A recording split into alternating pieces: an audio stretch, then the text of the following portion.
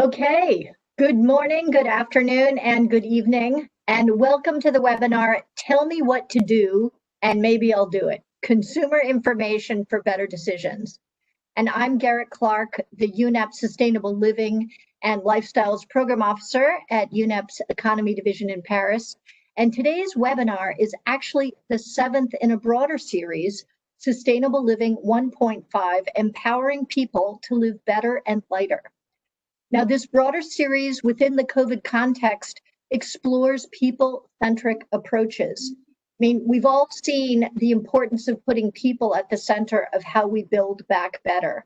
And we've seen it at the global discussions, in the media, at the global, regional, national, and local levels. And reality is we've seen it in our homes. Google noted during confinement, when most of the planet was affected, that there was an increase in the search string sustainable living of over 4,500%. And that was only for those words. Imagine all the words that we use to describe how we live in our daily concerns. And the concerns, particularly around COVID-19, you can imagine the increase we have in finding out how we can live better and lighter and healthier. Yet the reality is that people do not wake up in the morning and strive to think about saving energy or resources or even thinking about the environment. Now, they're not thinking about hurting the environment, but they're not thinking about helping it either. Now, we are aware that there is a greater awareness, yes, and probably most people on the webinar are those who are concerned more and interested in sustainable living. But the reality is that most people wake up and make decisions about their lives. They get up, they get something to eat, they get dressed, they plan their day, figure out how to get to work, to school, or how to take care of their families. And now, more than ever, people are making decisions about what to eat, how they move, how they procure, how they handle their financial concerns, and spending time with their family, friends, and community. So they're basically living their lives as best they can. And today, the challenges, even to survive, are greater than ever. And let's remember that the evidence is clear that there is not one sustainable lifestyle. Living more sustainably in Paris, Bangkok, Nairobi, and whether in an urban or rural setting varies. And even those who wanted to live more sustainably probably do not have the options that are affordable, accessible, effective, or perhaps most importantly, desirable. The evidence is growing on what we can do in our daily lives to up the positive impacts in how we live healthier, better, and lighter. And that's everybody. And there is a critical role for governments and business to make sustainable living the default option. And in fact, working with businesses and governments through providing actionable information is at the core of today's webinar. The broader series bridges the world of sustainability, where I think many of us can agree that there are concepts or terms that may not be accessible to everyone, to better activate people for sustainability.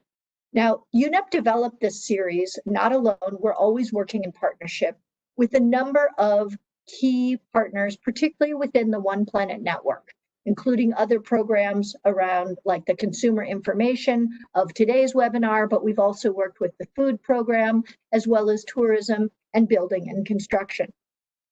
In addition to experts in these fields, there are also researchers, governments, educators, media companies, and influencers. And we really welcome you to join us today and become part of the movement.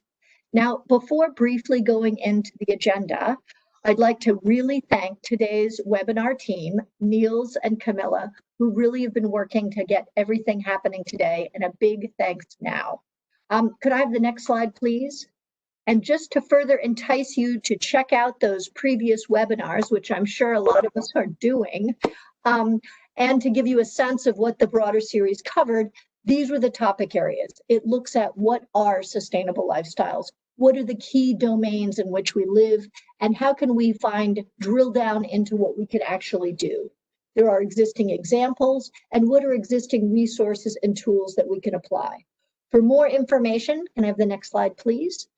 Please feel free to look at the bottom link that's here. And I take a moment just to mention our last webinar leadership series will be coming up the 1st of December and will be hosted by the Green Growth Knowledge Platform. And we look forward to seeing you there. Could I have the next slide, please? Now to get to the issue around consumer information. Now, many people in the sustainability field, we have a worldview. We strongly believe that if people had the right information, they would do the right thing. But time has shown us that this isn't necessarily the case. But let's not forget that consumers, which in many ways is how people discuss how people can be affected with information, are not only people. They're also made up of governments and work through procurement, as well as businesses who work along the business value chain. And they also have the power to influence ultimate decision-making and providing the style of living that we all have. In fact, when you look at effective interventions that can be taken, those taken upstream, such as those that governments or businesses might be able to do, can be more effective at enabling and providing default, more sustainable living for people at hand. So today's webinar drills down into more of those areas.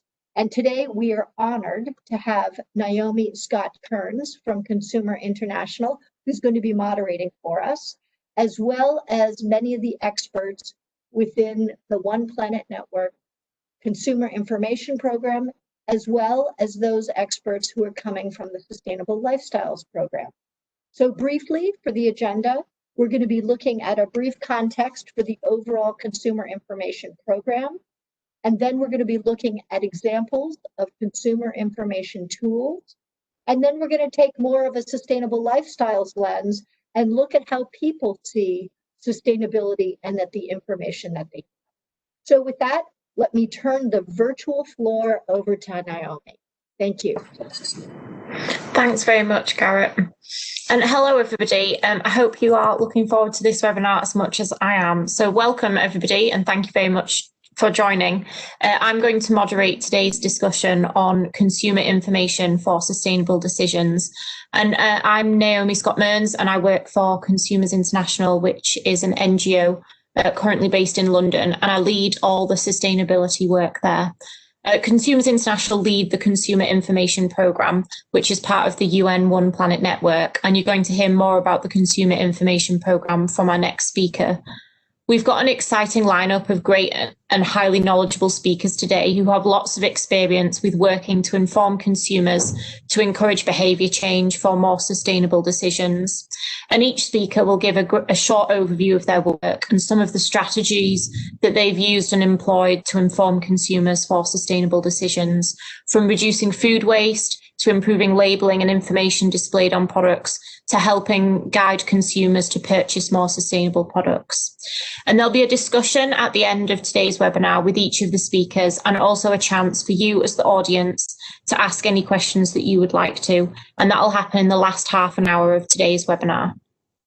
So thank you very much for joining, and I'm really looking forward to the conversations.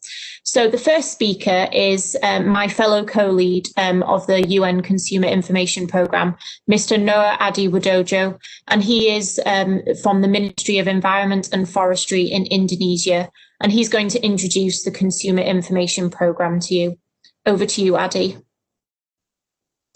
Thank you, Naomi. Good morning, good afternoon, good evening.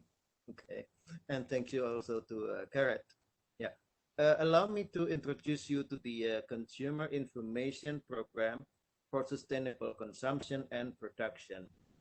Next slide, please. Yes. Okay. So we are part of the One Planet Network. There are 6 programs within this One Planet Network. So you may recall this One Planet Network as the 10-year framework of program. So the 10-year framework of programs on sustainable consumption and production is the commitment made in 2012 to accelerate the shift to SCP. You recall the document, The Future We Want, from the Rio +20 conference. So the 10-year framework of program is there. So now the One Planet Network is the implementation mechanism, the multi-stakeholder network that form the support the implementation of this commitment. Next slide, please.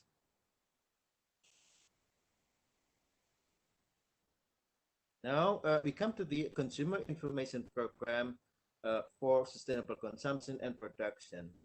The objective of this program is to support the provision of quality information on goods and services and effective strategies to engage consumers in sustainable consumption. Yeah. So you have the information on the website link provided here. Please join us in this website for more information.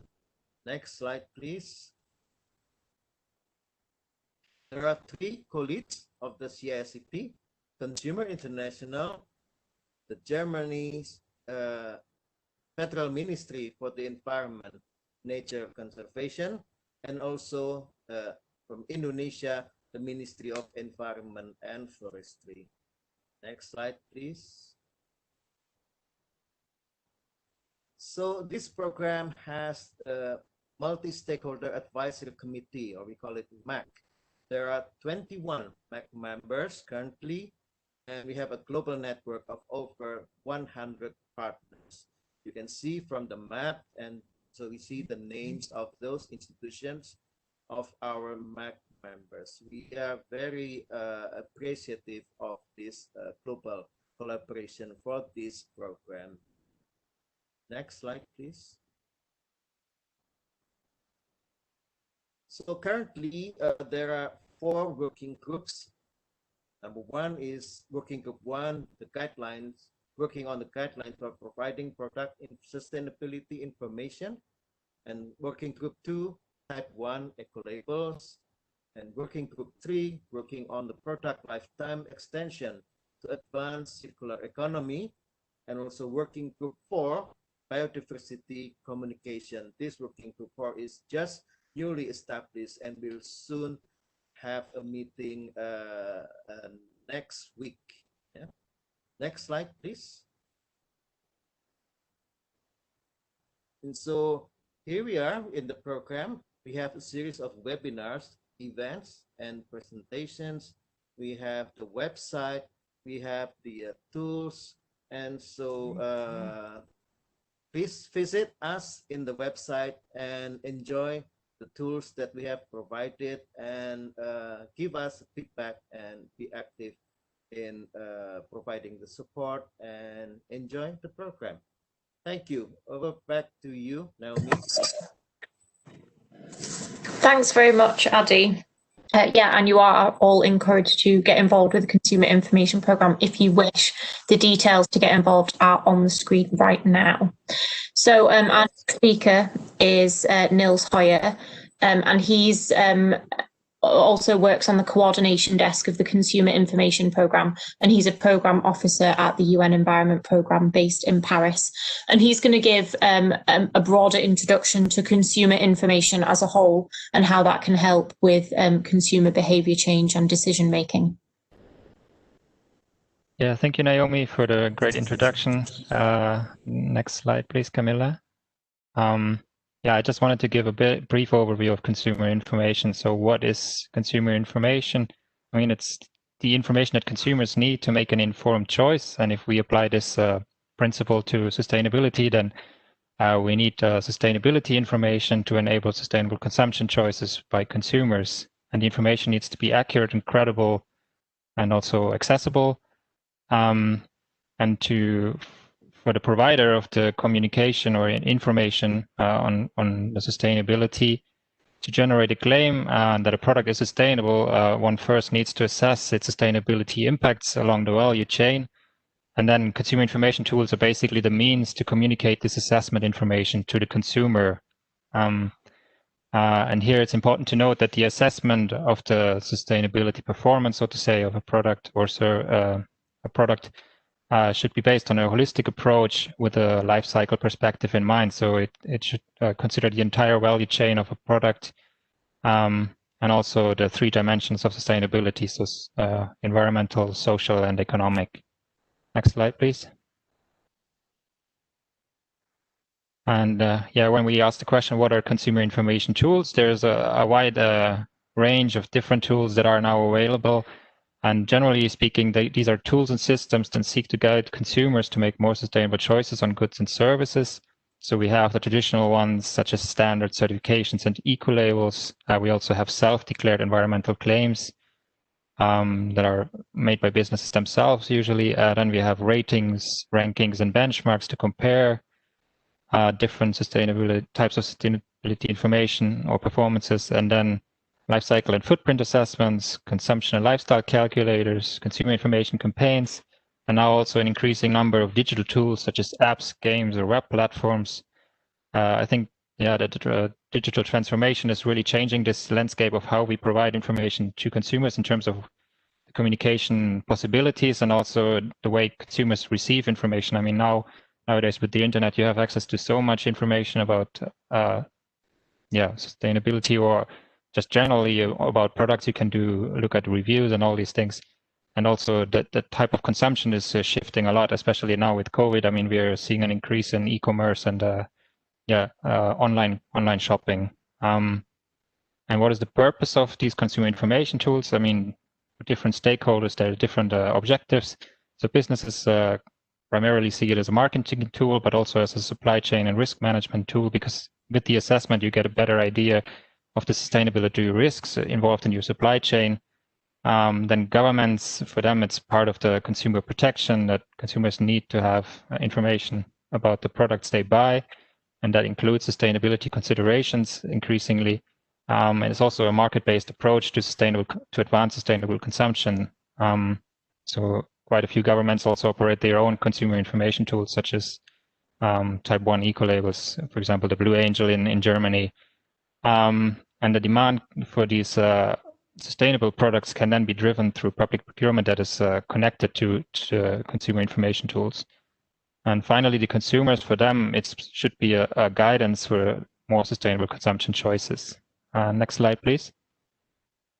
Now, when we come to the key challenges around consumer information tools, I think there's quite a number. That's why we're working hard on the program to improve this space.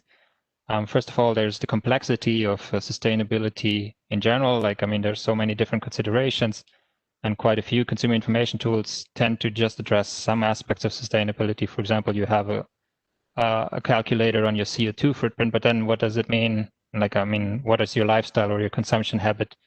How is it impacting biodiversity or land or water use? So there's a lot of different dimensions, and it's very complex to, first of all, assess all these impacts, and then also communicate that to the consumer. And secondly, there's still an issue with credibility and trust of the information that is provided. I mean, especially if it's not third-party verified or other accreditation to the information provided. So consumers are quite wary of information that is not backed up by evidence, and then it can evade the trust of the consumer, and then the information provided is not effective because there's no trust in it. This is also connected to the consumer confusion in general. I mean, there's so many different tools and so much varying information out there that it can be very difficult for the consumer to navigate. And then, as Gerrit also alluded to in her introduction, I mean, sustainability information is just one aspect that influences a decision of purchase or consumption. And quite often we need to be realistic that like people make decisions very quickly sometimes and don't always consider all the information. Or also, I guess we are, of course, often in a segment where we are more concerned about the environment and sustainability, but there's also a large section of the society that doesn't put a lot of emphasis on these considerations. So this leads to the final point on behavior change. Also important to note that consumer information is just one of the steps that we need to encourage sustainable consumption. I mean, if the information is there, at least the consumer has the opportunity to access the information and make a decision based on that. So it's an important step, but we also need to know that there are many other factors impacting behavior that need to be addressed as well. So that's why I think it's so important to work with the lifestyles and education program. So education, of course, is one part as well.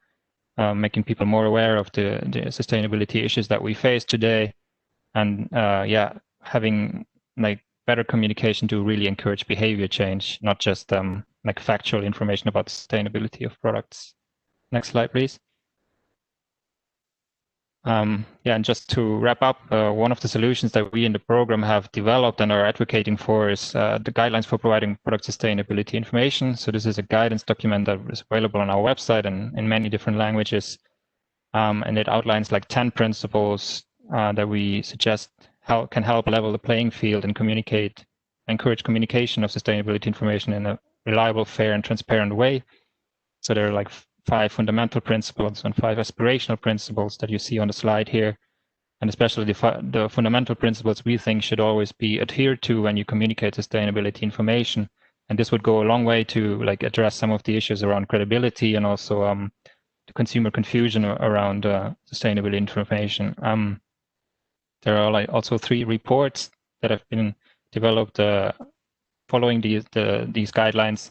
So we did a Ready to Drive the Market report where we've tested the principles with the 28 organizations from the private sector primarily, and how their communications are aligning with these principles. Then one of our MAC members, Hey Support, they did a report on sustainable fashion where they looked at different retailers and how well their communication about sustainability of their products is aligning with the principles. And finally, this year, we also did a report on plastic packaging, which, I mean, many are aware that plastic is increasingly a problem that consumers are very aware and sensitive to. And we see a large increase in sustainability information provided about plastics by businesses. But yeah, this report definitely outlines that there's a lot of issues around that in terms of the credibility of the information. And yeah, can also lead to consumer confusion, for example, with claims about biodegradability or compostability of plastics that are often not necessarily backed by strong evidence or infrastructure. Thanks. I think this is a good overview from my side. Now I'm happy to hear more from the other speakers. Brilliant. Thanks very much, Nils. I liked how you posed the challenges and solutions, which hopefully I think Beatrice is also going to further on. So very happy to introduce you all to Beatrice Martins Carneiro, who is a Programme Management Officer at the UN Environment Programme based in Paris. Beatrice has been working in the eco-labelling and consumer information department there for more than 3 years and is a key member of the multi-stakeholder advisory committee of the UN Consumer Information Programme. So over to you, Beatrice. Hello, thank you, Naomi. Thank you, Nils, for the previous presentation that made my work much easier now since you introduced all the concepts. So I'll go quickly to the next slide, please. So I will talk to you a little bit about the key findings of our report, Consumer Information Tools and Climate Change. This report was developed and launched at the beginning of this year, and it aims at assessing and highlighting what are the key information that triggers consumer action in 3 sectors: buildings, food systems, and tourism. Next. Next, yeah, next, yeah. Okay. So, no, the previous one. Just to set the scene, we all know now that the technology changes alone are not sufficient to achieve the efficiency gains needed to cope with the 1.5 degrees Celsius challenge to prevent the climate change. So command and control as well as market-based measures are needed to also help in this landscape. And behavior change is a key element in fostering mitigation. The next one. So we have been working from our side with development and improvement of consumer information tools to actually foster the behavior change from the consumers. So some examples of consumer information tools that can foster this climate action, we call it, are carbon labels. The characteristics of carbon labels are they are focused on energy use and emissions of greenhouse gases. They are commonly used as tools for policy and marketing or to guide consumers' decisions. They help companies to benchmark their products and services and also to improve their performance. And they mostly depict carbon impacts in terms of weight or color schemes. The challenges of using carbon labels are to identify common system boundaries so that the information provided is comparable. Also, to make them more understandable by the consumers. So far, the carbon labels remain difficult to understand for consumers. Develop certifications that have an appealing design and can address also various knowledge dimensions, and that cover a greater number of items and become more visible in the consumption context. So achieve more market penetration. So far, we have only few products that communicate on their carbon footprint, and also to increase the carbon literacy. Next one. So these are some examples of what is widely used. For example, this carbon footprint with the number of the amount of carbon that is being emitted by producing this product. But this is very confusing for the consumer because the consumer doesn't actually understand what is 850 grams of CO2. So labels such as the design A or B, where they place the amount of carbon being emitted in a scale going from green, which would be good for the environment or for the climate, to red, that is bad for environment. It provides more intuitive information to the consumer and also providing de facto information on the amount of emissions. So this kind of design is more useful towards changing, or at least towards informing the consumer better than the one with only the number of the emissions. The next one. So as it was already said by Niels and by Garrett, information alone is not enough to change behavior in the consumer. Most of our behavior, some of our behavior choice, they're based on social norms. And so how we can change social norms.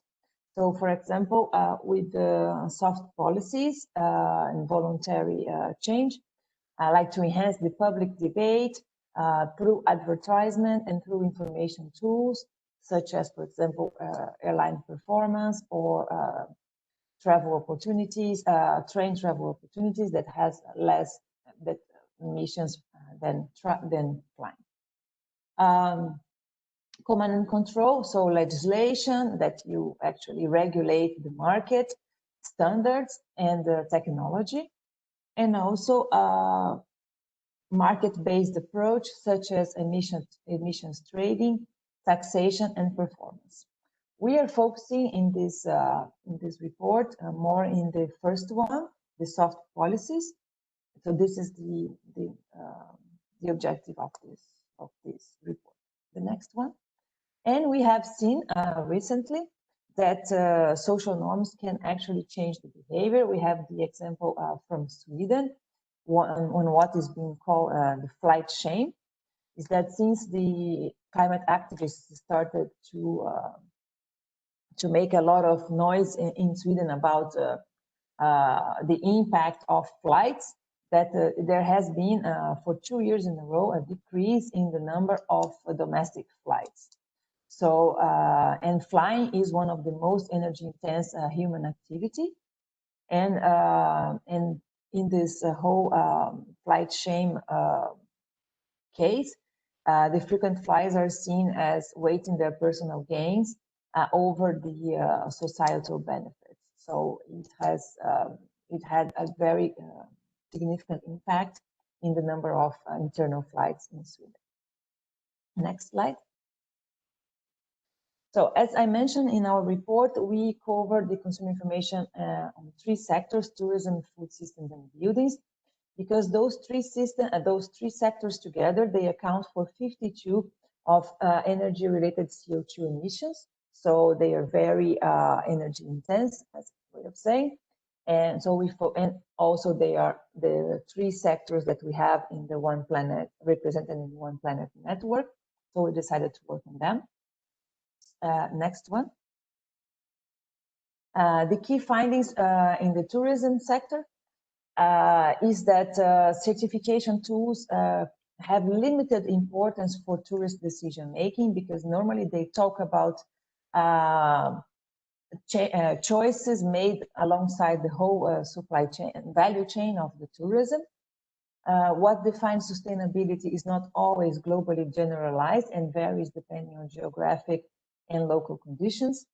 And also sometimes the tourists get confused by various certifications and labels that are frequently not comparable. But we found that certifications addressing quality aspects are very effective in the tourism sector.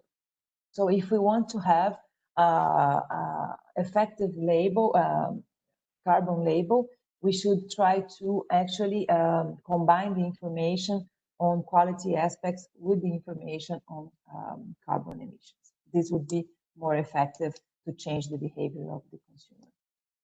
Next one. In the food systems, the information tools have a significant influence on the behavior of the consumer. Certifications addressing personal health aspects are effective in the food sector. And 2 dimensions to compare carbon intensity. So the identical products can be distinguished in terms of their carbon impact on the basis of the comparative assessments. And foodstuff vary greatly in terms of their absolute carbon footprint. So this is a challenge in the food systems. What we found is that the local claims, the local labels, they are more popular, for example, than organic. They are very popular with the consumers because they are associated with the benefits to farmers. They are considered better for the local economy. They are seen to imply short transport distances. It's not always the case, but this is how they are perceived by the consumer. And they are considered better for the environment, and they associate quality and health.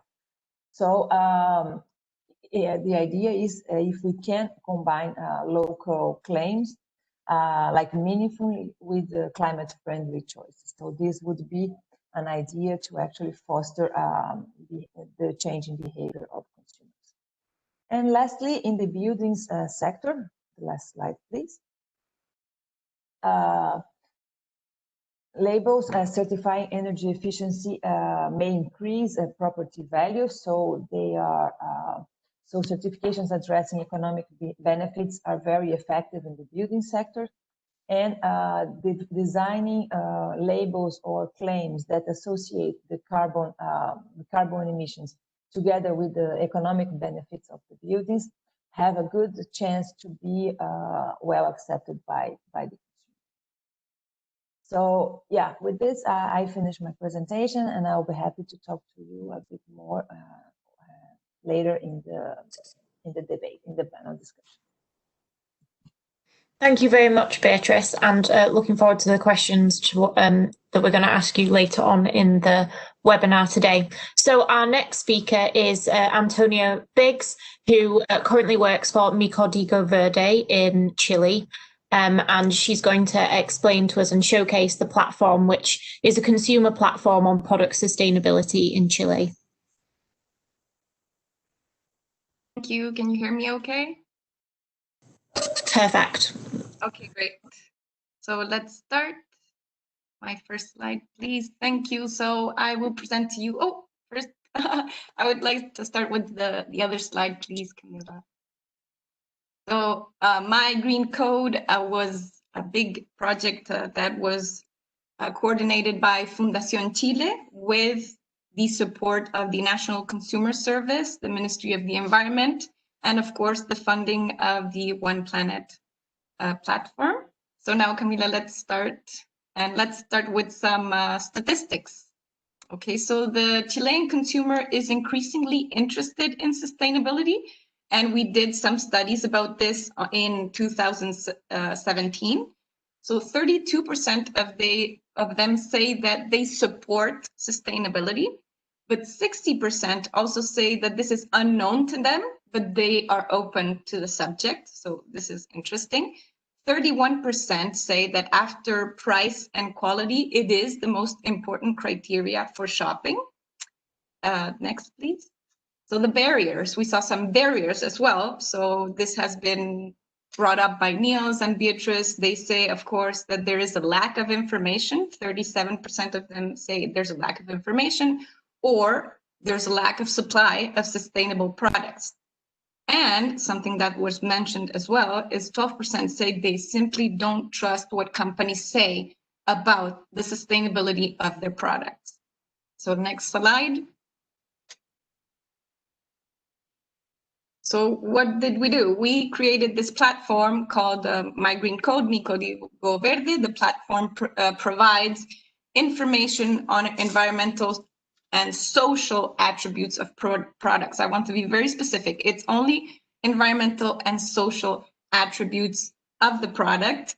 So it makes it visible to the consumer what are those impacts of the products that you are choosing. So next slide, please.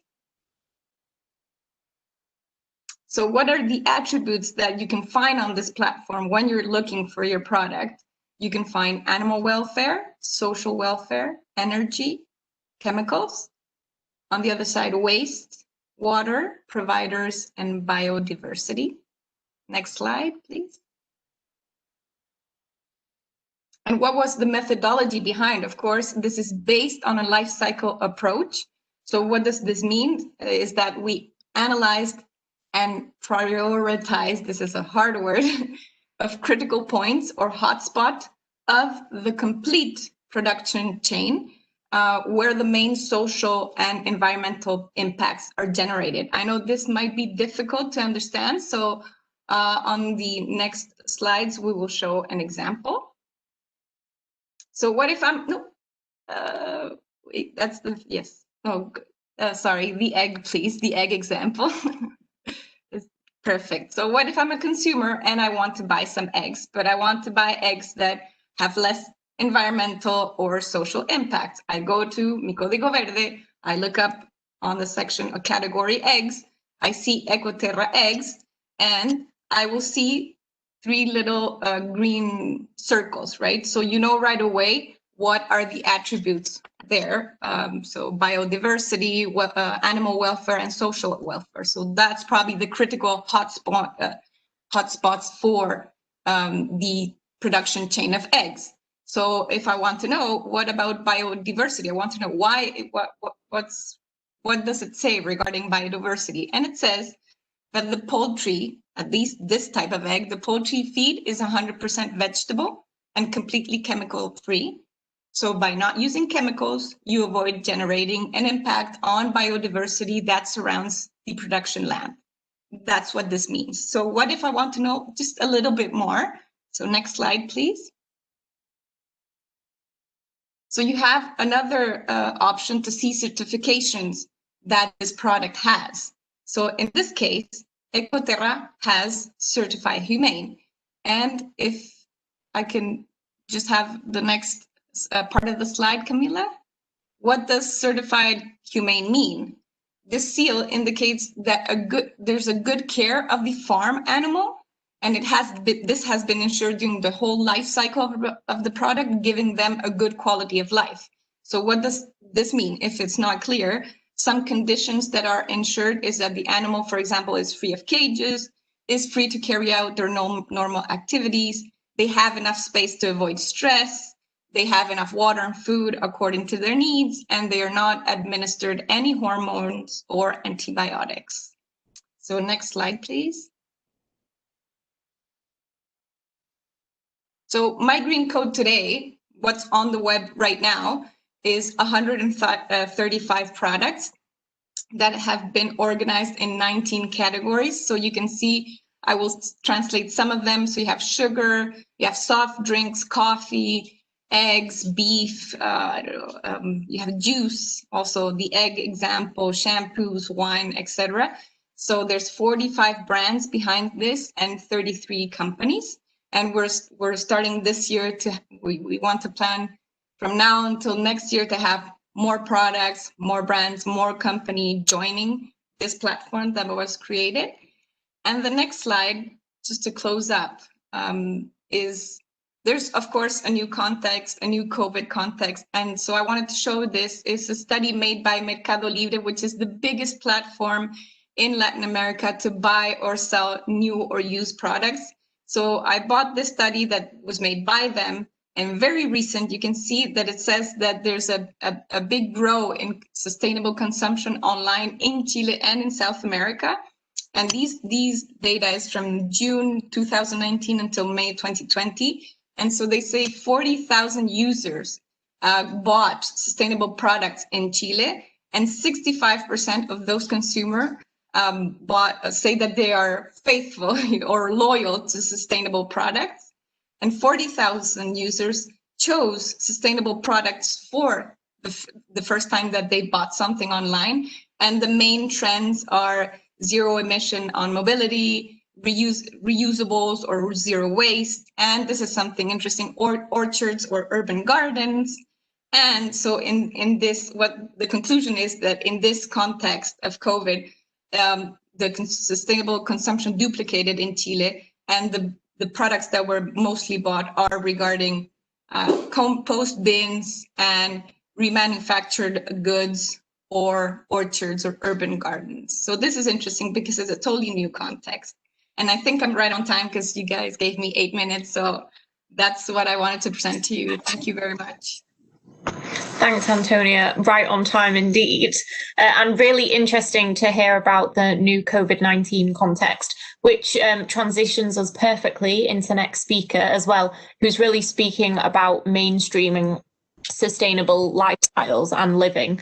So I'm really pleased to introduce Vanessa Timmer, who is the Executive Director at One Earth and also leading a new program which is supported by the KR Foundation called the Beacon for Sustainable Living. So over to you, Vanessa. Thank you so much, Naomi, and greetings to everyone. I was asked to speak today about the product and lifestyle calculators. So these are calculating the impact of either a specific product or all the decisions of our daily lives on particularly the ecological consequences of those. So if I could have my title slide, as Naomi mentioned, this is definitely something we're looking at as part of that initiative she mentioned, which is the Beacon for Sustainable Living that I'm co-leading with my nonprofit One Earth and Hot or Cool. And I'll go to the next slide. The Beacon is an initiative that's just launched, supporting those of you leading the way on sustainable everyday lives. We're looking for creative strategies and overlooked approaches to living well for all within our ecological footprints. And when we speak about ecological footprints, and we can go to the next slide, we're really meaning the area of land and marine habitat that we use for our material needs, and it's also for absorbing our waste. This concept was developed by Bill Rees at the University of British Columbia, who's also part of One Earth, and also further developed by Matthijs Wackernagel, who started the Global Footprint Network.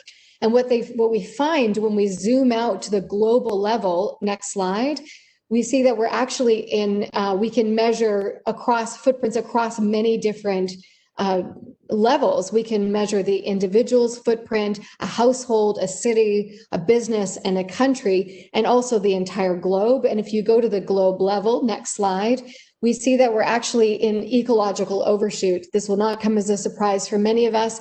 We're using up more, we're drawing down the resource stocks and accumulating carbon dioxide faster than the Earth can sustain. In fact, the Global Footprint Network measures every year Overshoot Day, which is the day that we've exhausted nature's budget of the Earth for the year. And then we start depleting those natural resources.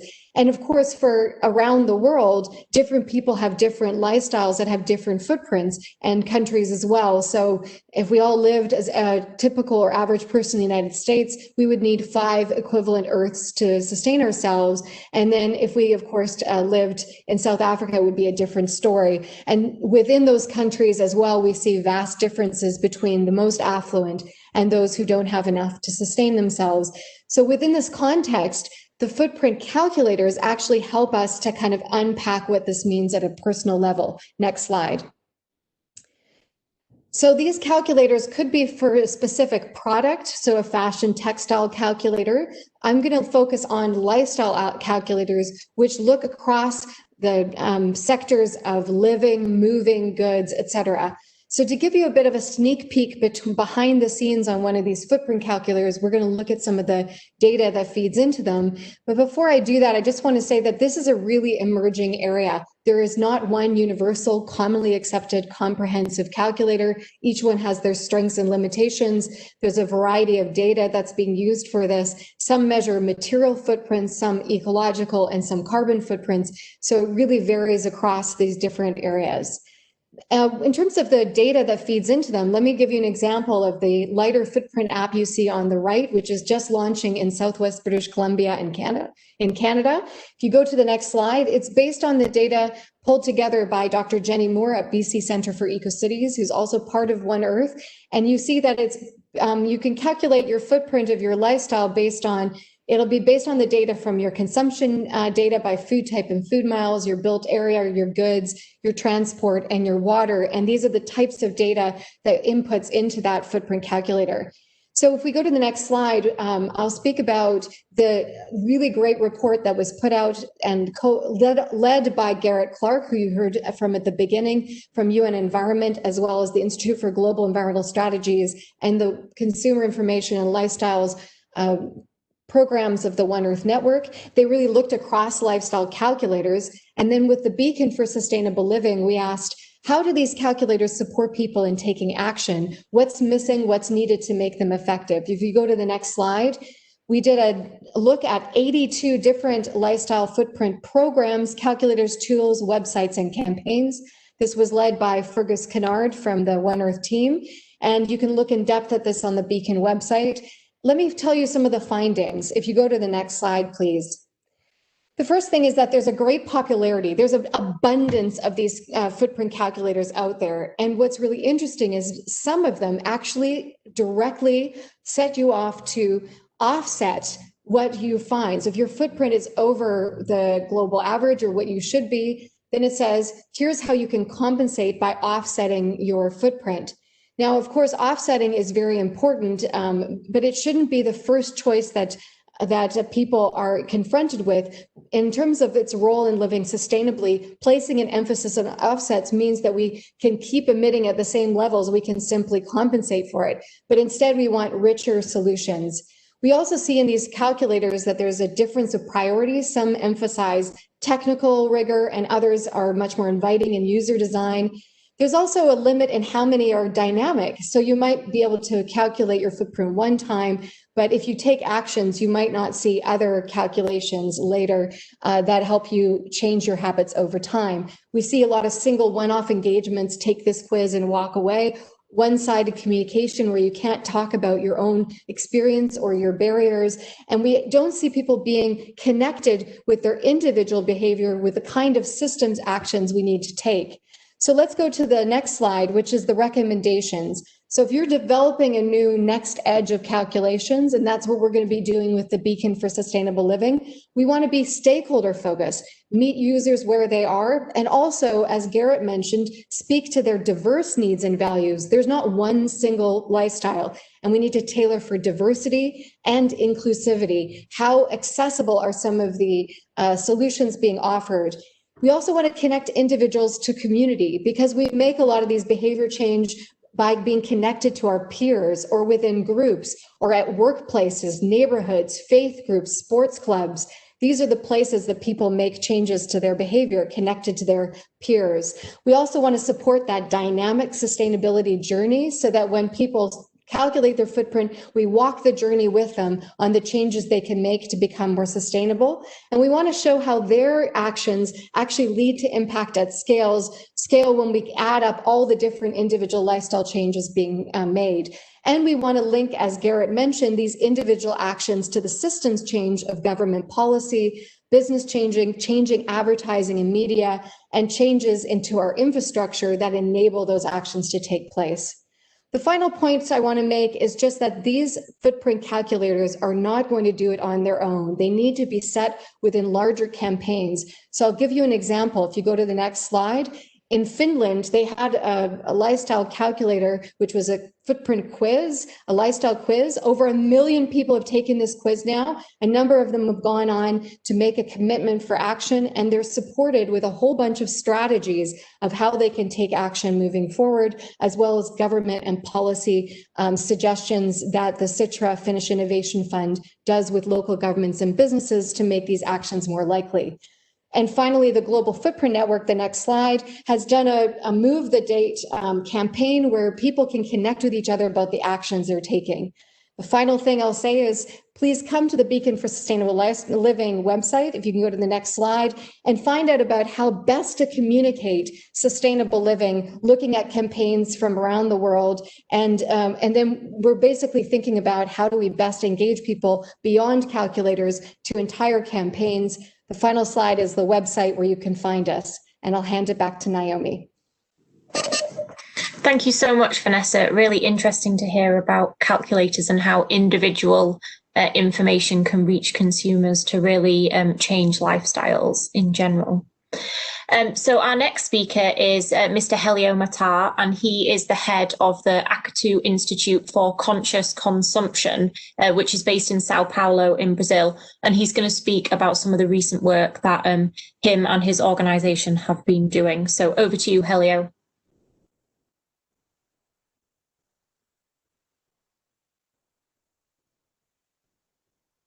Yeah. Thank you, Naomi. Thank you, Niels, for the introductions. Thank you for the other speakers for great incentive to sustainable lifestyles and tools that we can use. What I'm going to be covering, first of all, I'll be talking a little bit about the Acatu Institute. The next slide, please.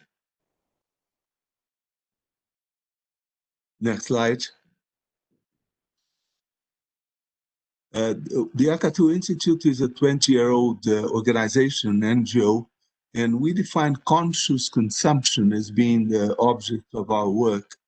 And conscious consumption is defined as a consumption with a better impact on the environment, on the economy, on the society, and on the individual. And it means to consume better, to consume different, to avoid excess and waste, and to, through that, to guarantee enough for all forever, which is another way of defining sustainability. Our mission is to contribute to the accelerated transition towards sustainable lifestyles in a well-being society through sustainable models of production and consumption, and the work we do in education and in communication.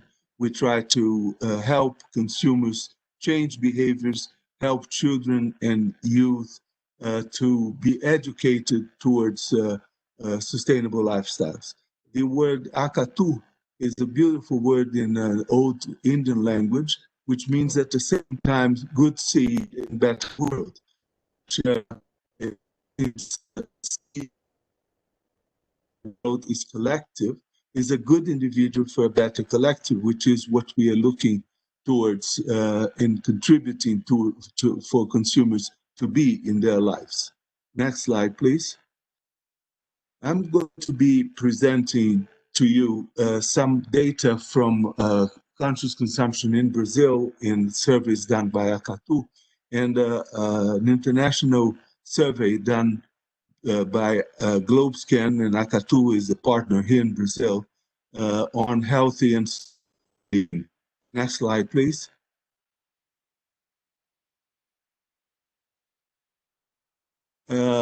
First piece of data is very interesting, and GlobeScan and BMC, they classified consumers all over the world in 3 different groups.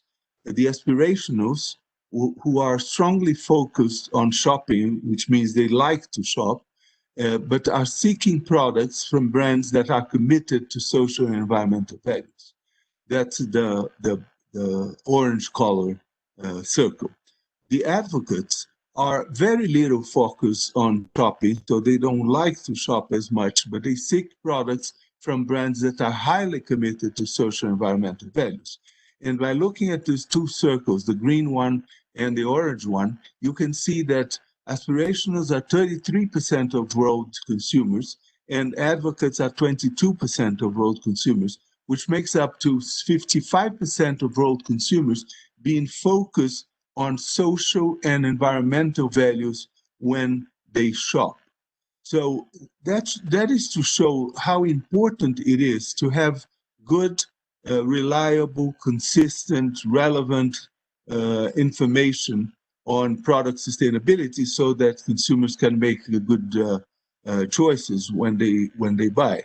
It means 55% of world population is keen to look into those characteristics, the social impact and environmental impact, in order to choose what they buy. And the rest of the world is what they call the practicals. They are moderately focused on shopping, and they seek products basically based on performance and price criteria. Next slide, please.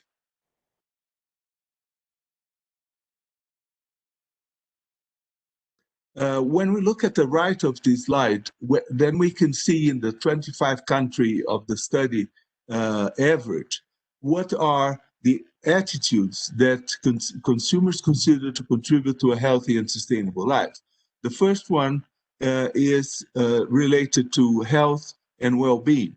38% of world population, 37 to 38%, and 41% of the world population, which is 43 to 41%, either totally agree or partially agree with trying to improve their own health and the well-being, their own well-being, the well-being of their families and their own well-being as a main attitude to contribute to healthy and sustainable living. Actually, health attributes are extremely important all over the world. We can see country by country. I'm not going to show it, but you can see it in our site.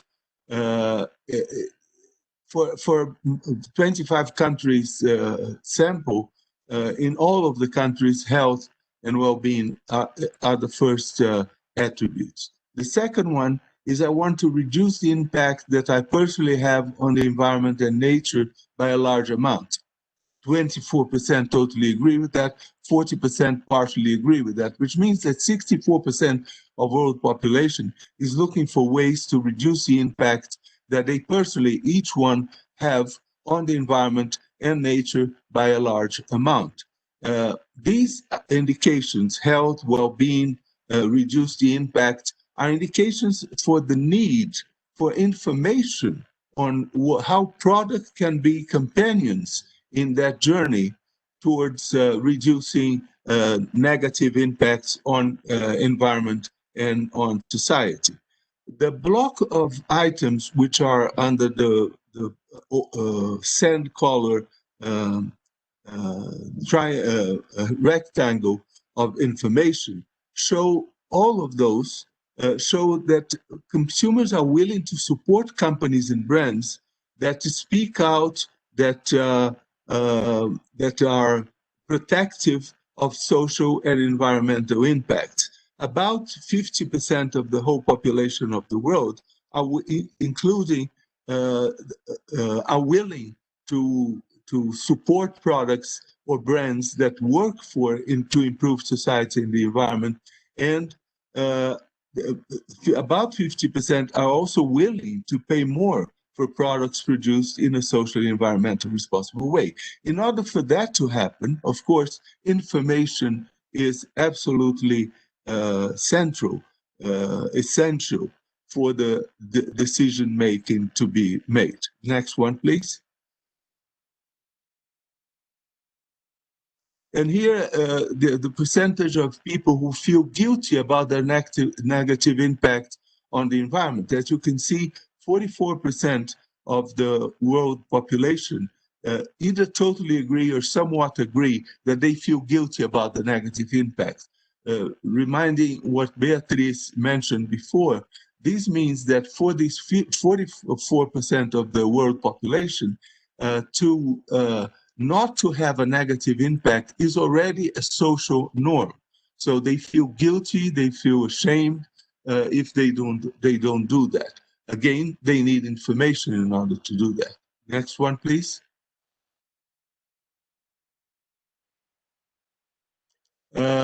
Looking at the right part of the slide, these are the barriers to buying sustainable products or to adopt a healthy and sustainable living by consumers in the world on the right side.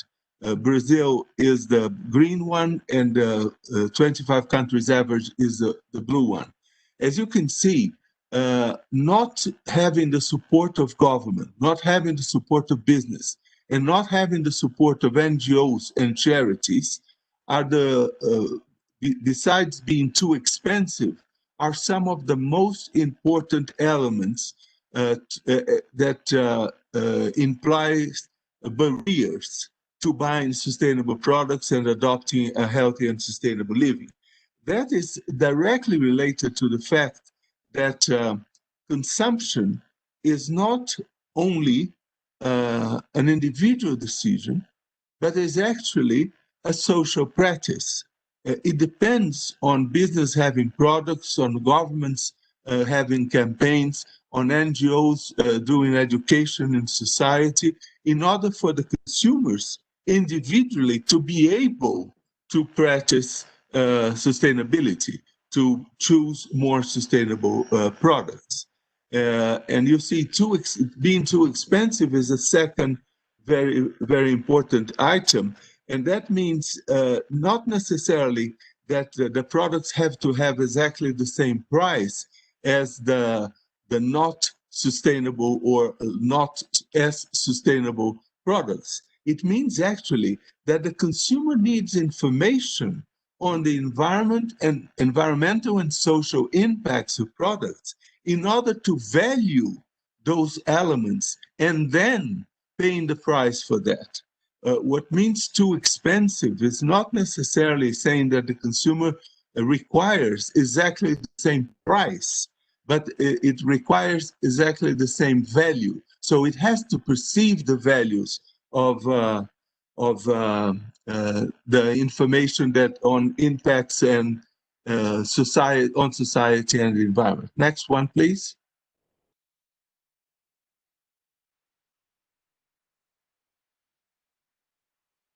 I'm not going to cover that one because I'm not going to have the time. The next one, please.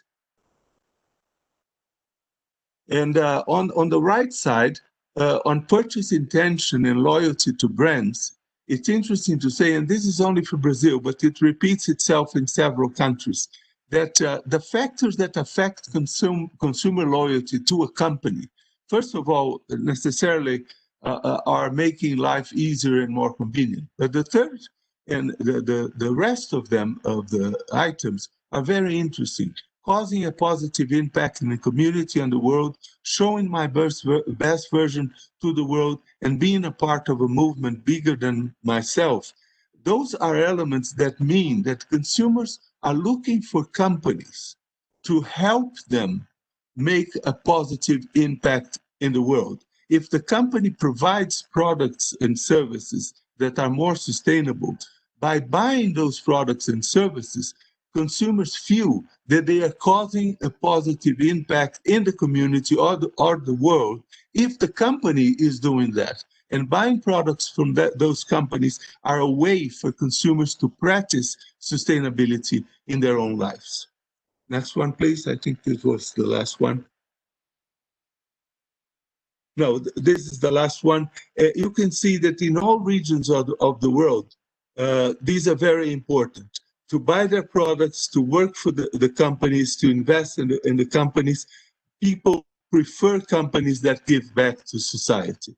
Between 55 and 75% of people prefer to buy from companies that are sustainable, work for those companies, and invest in those companies. And between 30 and 55% of the people are willing to pay more for the products. As I mentioned before, are willing to pay more if they value what the impacts on society and environment are being provided by the products. I'll finish here, and I thank you very much. I'll have the time to answer questions later on. Thank you very much, Helio, and we'll come back to you for some questions because I've seen some questions coming on the chat. It was really interesting to hear about the architecture behind lots of decision making in Brazil and across the world as well.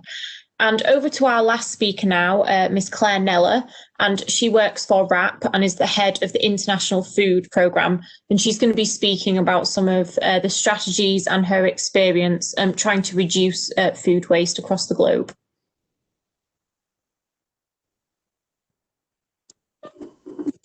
Thanks, Naomi, and hello to everybody. Could I have my first slide, please?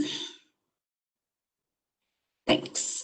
Yeah, so I am going to talk to you a little bit about something slightly different than some of the other presenters today, which is about some direct to consumer campaigns that WRAP runs. And I'm going to finish off with some super helpful top tips for everybody that you can put into practice as of today to help you be more sustainable, should that be something that you want to do.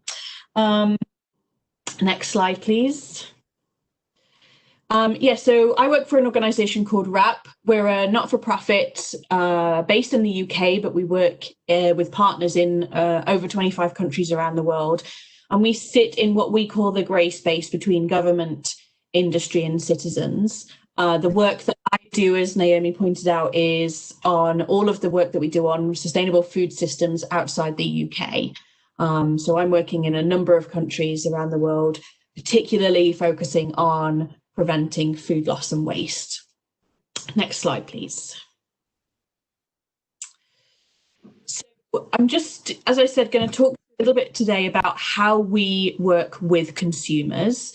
And there's kind of two ways that we do that. So the first of these is through what we call direct campaigns. So this is where we or our partners and collaborators are talking directly to consumers.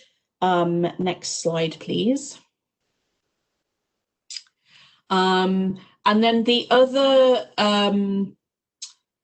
way that we work to help kind of change people's behaviour is what we call loosely termed technical change, but that's basically any changes that happen, people behave more sustainably, but that doesn't necessarily require somebody to change their behaviour. So what you can see here on the screen is just one example of how we work, particularly with retailers, to encourage and give people really clear information about how, in this case, how to store food. So this is a label that you would find on fresh vegetables, particularly. So very prominent, very clear, a very clear instruction to help people understand where to store the food once they get home from the grocery store. Next slide, please. So we have a number of campaigns that we run in the UK and beyond, and I'll just kind of quickly run through those. They all have their own kind of websites, Instagram channels, they're on Twitter and so on and so forth. So if you are interested in following any of them, then please do check them out. I highly recommend them, although I admit I am somewhat biased. So the two that we have on food, Love Food, Hate Waste is our most well-established brand, and that's really about giving people direct support in wasting less food at home. And that is supported by our new brand, Wasting Food It's Out of Date, which is really all about awareness raising. So just linking back to something that Vanessa was talking about in her slides on the footprinting calculators, the food and drink that we buy and consume at home is a huge proportion of our footprint. And most people agree that wasting food is a bad thing, but most people think that they don't waste any food.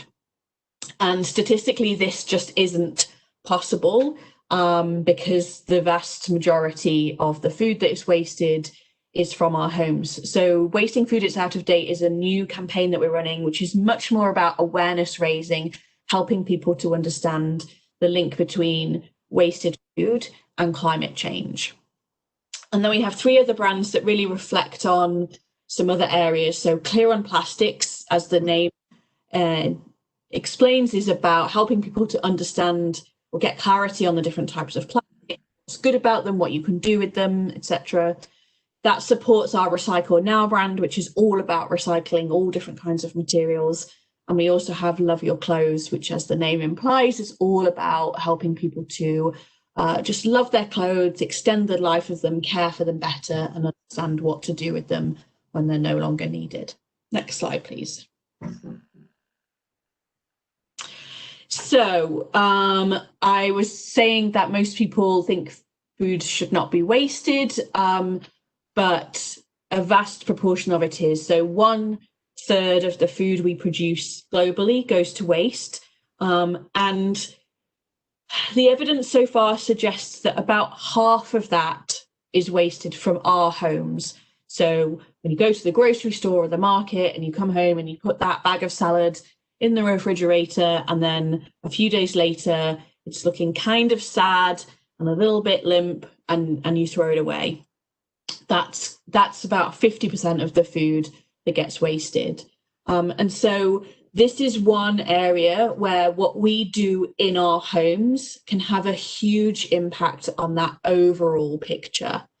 Next slide, please. We also heard a little bit earlier about things like flight shaming. Well, the carbon emissions from wasted food are 6 times bigger than those from all of our global aviation. So that's not just customer flights, consumer flights, that's also all aviation that happens globally. So you can start to get a sense of just kind of how big of a problem and how big of a challenge this is. Next slide, please. So as I said, probably around half of the food globally comes from our homes. In the UK, it's a bigger proportion, and that sounds kind of crazy, like why in the UK would it be a lot more? But that's because we've done a lot of work on reducing food waste in the supply chain. And so the proportion is bigger from our homes. And part of the reason for that is it's actually really hard to change people's behavior. Anybody who works in sustainability or in behavior change or consumer insights will know it's really challenging to change people's behaviors, even around something like food, where you have people have an emotional connection with it and they agree that wasting food is bad. Next slide, please. So just to drill down into that a little more, in the UK, we throw away around 24 million slices of bread every day, which is completely wild. Like, why are we throwing away so much bread? And there are some very kind of simple tips and tricks that people can employ to start saving some of that waste. Next slide, please. So the Love Food, Hate Waste campaign, which I'm just going to focus on for the rest of this presentation, is really about giving people very simple, very practical tips to help you waste less food at home. It's very focused. So on this slide, there's 3 examples of campaigns that we have run. So Give a Cluck, as the name implies, it's all about poultry, particularly chicken. So just helping people to understand how to use up chicken, how to safely store it, how to freeze and defrost it safely. We have Make Toast Not Waste, which obviously reflects stats that I showed you about 24 million slices of bread every day being wasted, helping people to, or encouraging people to freeze bread before it goes stale and then toast it straight from the freezer. And then the final one that you see on the slide there, Chill the Fridge Out, is a campaign specifically focused on helping people to understand how to set their fridge at the right temperature. So your fridge should be set at 5 degrees or less, but most people look at the dial and they think, I don't know what these numbers mean. Is 1 degree? Is 2 degrees? Is it something else? Pull the Fridge Out is a really useful campaign that just allows you to go to the website, pop in the make and model of your fridge, and it will explain to you exactly where to set your dial to make sure your fridge is at the right temperature. Next slide, please. So what's really interesting is that a global pandemic, it turns out, really affects how people engage with food. So these figures are from the UK. We do have some other emerging data from our partners around the world that indicated some similar kinds of behaviors in other countries as well. So people started changing the way that they engage with food. So around a third of people started using saving leftovers and using them up, so having them for lunch the next day. You know, easier when you're at home to be able to do that. Almost half of us started checking our cupboards and the fridge before shopping. So a lot of people were shopping much less frequently, and so making kind of more of an effort to plan meals in advance and figure out good.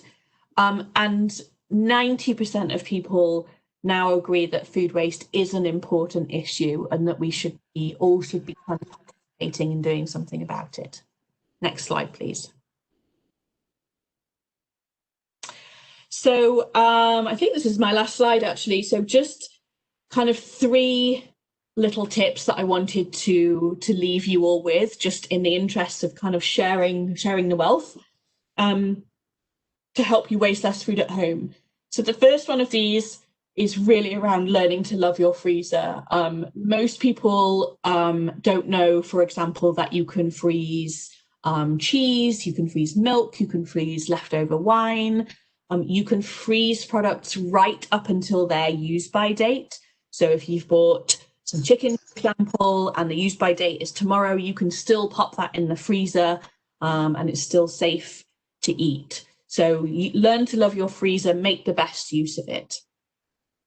Related to that is really around using up your leftovers. So there are tons of resources on the internet. Love Food, Hate Waste is just one that will help you find recipes for leftovers or for extra portions of things. Chicken is a great example. Although I think that might be a turkey actually, but same difference. You know, thinking about planning your meals and using up those leftovers. And then I've mentioned this already, but really, really makes a massive difference is set your fridge at 5 degrees or less. It makes a huge difference to how long your food will stay fresh in your refrigerator, and popping your kind of fruit and veg in your refrigerator as well to encourage it to stay fresh for longer. And I think that is my final slide. Thanks a lot, Claire, and thanks very much for the practical tips. I hope everybody online is going to be doing them right after this webinar. We're running slightly behind schedule, so if anyone wants to stay a bit longer, we will continue the discussion a little bit longer, but you can drop out if required. And just to let you know that this recording is going to be going on the YouTube One Planet Network channel, so do watch it and listen again. So we're going to have a Q&A now. I have one prepared question for each of the panelists, which I'm about to ask, and then we'll have a little bit of time for the audience questions that have been coming in throughout this webinar. So the first question is to Beatrice, who's our first speaker. And so Beatrice, there are many different types of consumer information, but not all of them are credible, as you pointed out. And how can we better ensure the reliability of consumer information and make it easier for consumers to identify trustworthy consumer information tools instead of looking at greenwashing attempts? Thank you, Naomi, for the question. This is a question that I get all the time, as you probably imagine. So we, UNEP, together with the Consumer Information Program of the One Planet Network, we have developed these guidelines for providing product sustainability information, which brings a set of principles that can help information providers, but also consumers, to know what they should look for when they are assessing a piece of consumer information. And when I say consumer information, it can be like labels, marketing claims, calculators, and many other types of communications about the product sustainability. So the guidelines, they bring a set of 10 principles. 5 of them is what we consider the fundamental principles that are the minimum that the information providers should be tackling in order to avoid greenwashing and not confusing consumers. The first one is reliability, transparency, relevance, accessibility, and clarity. And also we bring a set of 5 aspirational principles which are aiming at improving the information over time. So I invite you all to go to our webpage at the One Planet Network web page at the Product Sustainability Information Hub and get to know a bit more about these guidelines. Thanks very much, Beatrice. So everybody go check out those guidelines as well as turning down the temperature of your fridge after this webinar. So the next question is to Claire Neller. So there's, as you know, and you explained, there's really complex sustainability information out there, and consumer information tools rarely manage to address all the complexity of sustainability. So how do you think we can tackle this complexity but still provide consumers with really clear and actionable information? Do you think it's a case of prioritization or integrating lots of different concerns? I think it's actually both, because I think it really depends on the context. So of how and when you're talking to consumers and who you are as an organization. So the examples that I just provided in, for example, the Love Food Hate Waste campaign, but also our other campaigns, are actually very simple. They really focus on one message, one behavior at a time, because it's a really complicated landscape. It's really difficult to encourage people to change their behavior, and giving people too much information just leads to paralysis. So people get confused and they just don't do anything. So that's why in our campaigns and in the work that we do on consumer behavior change, we focus on the high impact behaviors. But then kind of taking a step back from that, I think the awareness raising element of it can bring in some of those kind of multi-layered messages. So the footprint calculators are a really good example of that. It helps people to understand how holistically your lifestyle, the way that you choose to live, can have a cumulative effect on the environment in which you're living and on the environment kind of globally. So I think it really, really depends on the context. I think it's when you're asking people to change their behavior and it's a high impact behavior, it's targeting those particular messages. I think it's also about targeting the different types of people who undertake those behaviors. So we know that some people waste more food than others. We know that some people buy more clothes than others. We know that some people recycle and some people don't. So it's about picking your kind of route to those consumers, picking your message, and then being clear about what it is you want them to do within. Great, thank you very much. Now, Antonia, you spoke about the ongoing digital transformation, for example, your platform, Mi Código Verde, and it's created new modalities of consumption like e-commerce and online shopping. And it, of course, provides many opportunities to help track supply chain sustainability and to help better inform consumers. And there's many more consumption decisions being moved online. So how do you think these new technologies can enable a more sustainable future? And do you think that we'll face the same obstacles in sustainable consumption and productions on online platforms as well as in societies? I think these types of platform or the new context, the new COVID context, is an opportunity, in fact, but it is an opportunity for the people that first, we have to think that first that people that have access to internet. So it's for our country is not equal for everyone. So I think it is a great opportunity, but we have to focus on the people that have access, that want to buy online, that are open, like I said, to buying more sustainable. So I think it's a great opportunity, and we have to push it more. We have to push through, have more people using it. But on the other side, how do we get all the other people that, for example, buy at, we have lots of markets, fruit and vegetable markets that are local.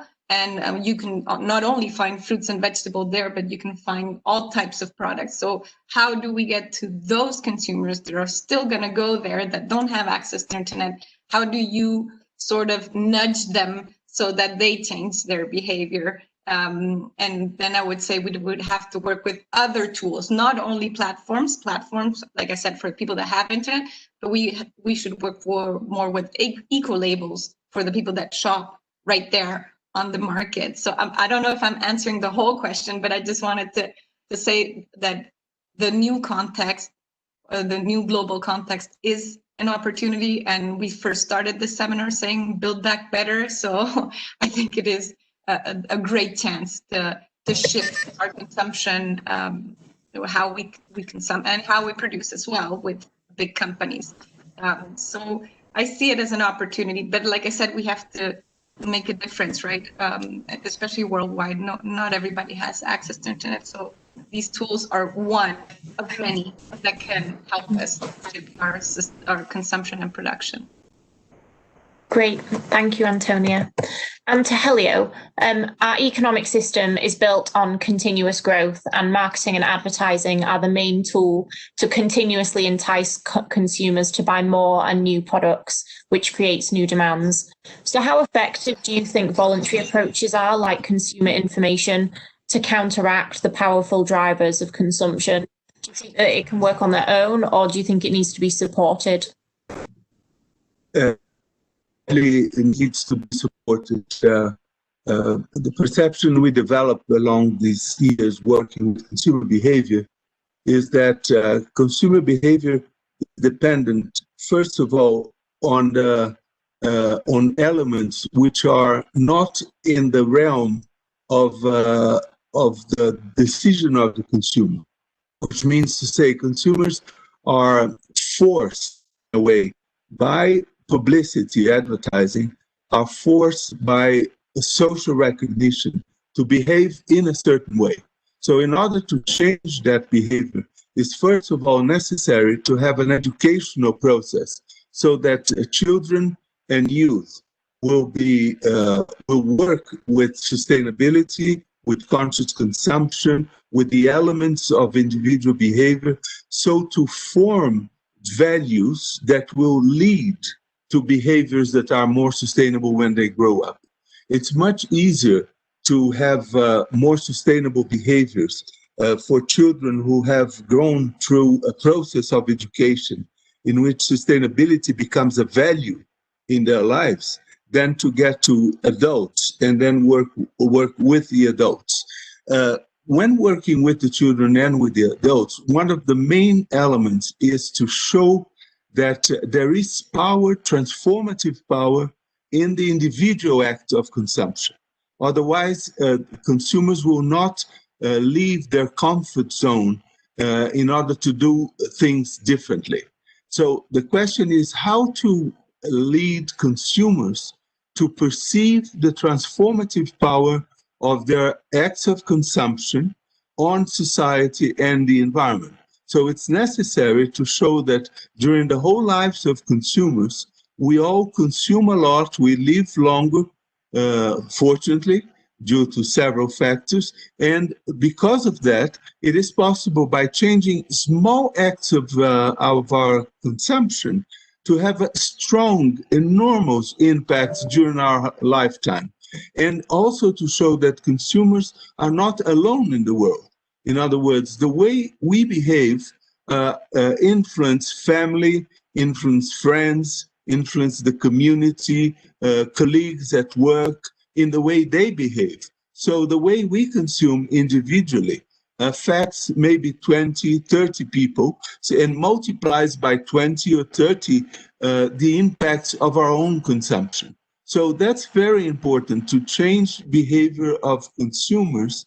They have to perceive that their change in behavior will lead to an enormous change in impact in the direction of sustainability.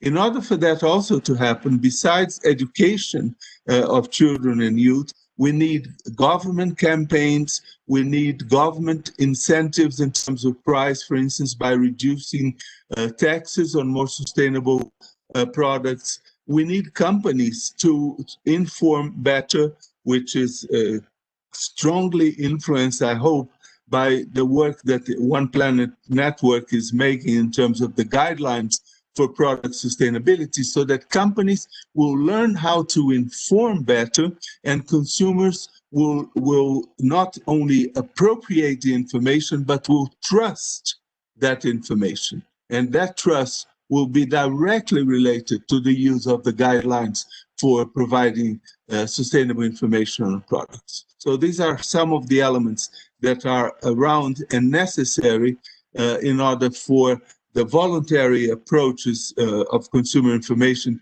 to be more effective in the change of behavior of people and to be more effective in terms of the good and positive impact on environment and society. Thank you very much, Helio. That's really, really interesting. Just realizing that we are at the end of our allocated time. And so I just want to interrupt here. We're going to go on for another 5 or so minutes, but I just want to thank you all for joining today. And thank you to the speakers. Claire and Antonia are going to pop offline now for other meetings. So thanks to them, and thanks for the really interesting discussion that we've had. So Vanessa, I have a question for you. So choosing more sustainable products is important to lower our footprint and impact on the planet, but it's also important that we reduce our overall level of consumption. And to do that, we have to modify our lifestyles. So how do you think consumer information tools can help address overconsumption? Or do you think we need other approaches? Yeah, that's a great question. So, I mean, I think it goes back to what Helio said about Akatu, right? This consume better and different is a really big part of what the consumer information products do. They allow us to kind of avoid wasteful consumption by giving people the option for better choices, but also lifetime extension of products, that kind of thing, and avoid the excess. And you can do that by the types of products one consumes, but also moving to the services side by sharing more. So that's green consumption, sustainable consumption. But Naomi, you're asking about sustainable lifestyles. And I think in order to go to that, to think about solutions within the sustainable lifestyles field, we need to zoom out from the consumption perspective out to the lifestyles, how we're living our lives, because globally we need an 80% reduction in our material energy throughput.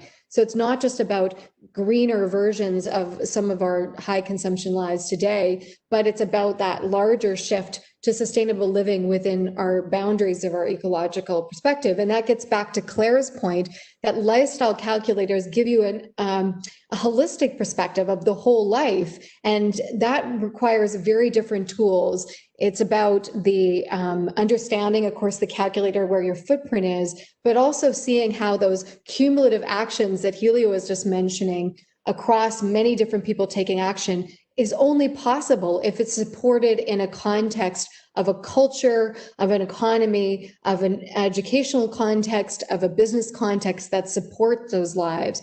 So it becomes both individual action and systems change.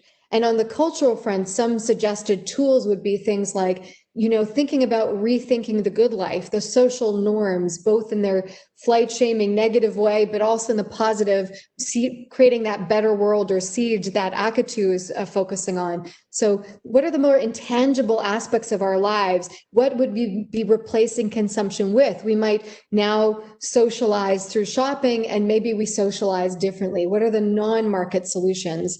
Also, what values underpin that, and what are the educational supports of that? And some specific solutions is how do we actually shift media and advertising, something that Garrett Clark has looked at a lot in terms of shifting what's being proposed as being the good life.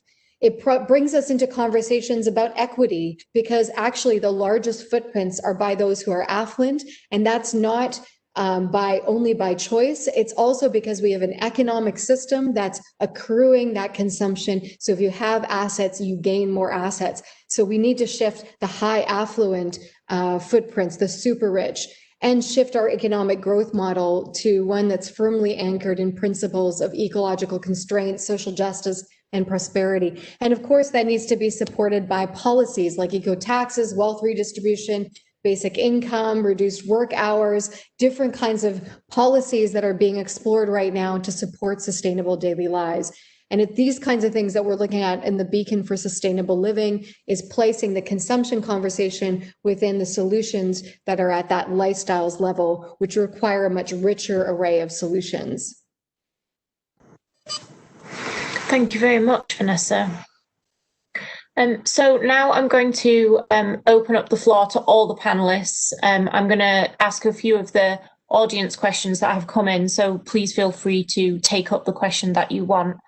So the first question is from Rinki Sharma. So how have you seen influencers? How are they making an impact on consumer behaviour? Do you have any global examples that you could share?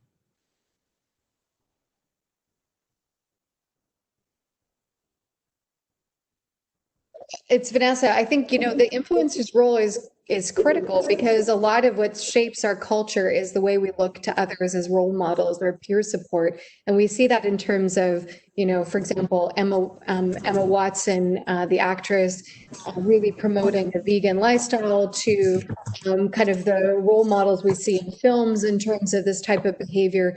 But it also is closer to home. So people who end up being ambassadors or role models within the community. And so one of the things we're looking at now is who's living one planet lives today. And there's a really interesting example of that from Hungary, a nonprofit called Green Dependent. And they looked at neighborhoods where people were already living one planet lives. And instead of,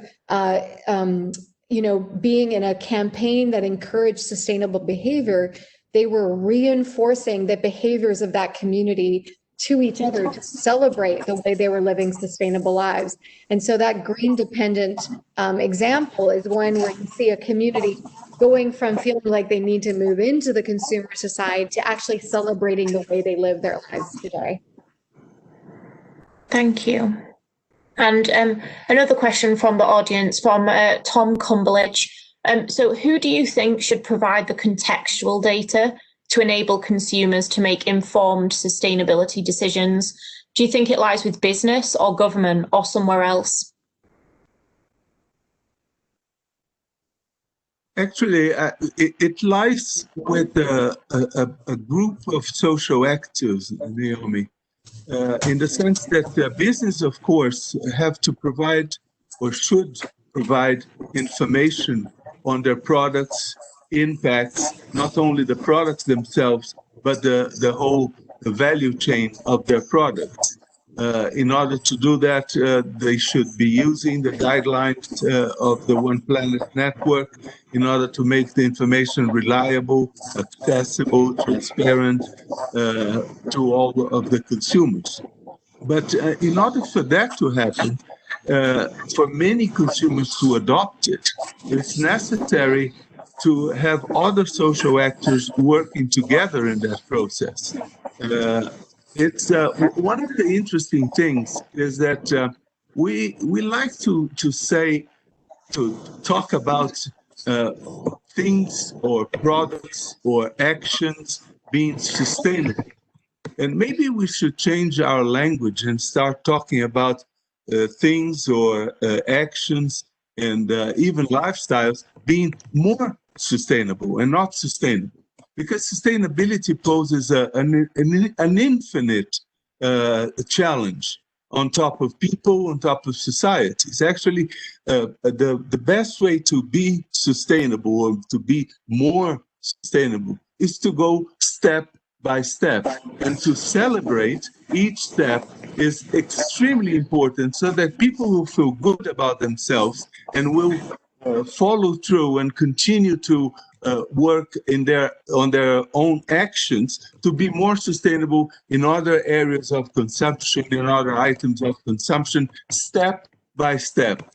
And that's a process that is, of course, very complex, depends on several actors, but we, people who are working on sustainability all of our lives, we should be very careful about making judgments about sustainability and celebrating every small step in that direction. And people, by being reinforced in their small steps, they are going to continue doing it in other areas of consumption, in other items of consumption. Great. Thank you so much, Helio. And thank you, everybody. We have run over time and we had more than 200 participants on the webinar today and our wonderful speakers. And I think we've raised some really, really interesting issues. And it's not about consumer information, it's about the architecture of the decisions that you make and the whole mainstreaming of sustainability across your lifestyle, not just individual consumption decisions. So, and I think we also had some top tips for reducing food waste and how better to communicate. So I hope that you've all learned something today and have found the discussion interesting. This webinar is going to appear, the recording, on the One Planet Network YouTube channel, and there'll be some follow-up materials sent as well, including the links to the different initiatives that our speakers have mentioned today. So thank you, everybody, and I wish you a good rest of your day. Goodbye.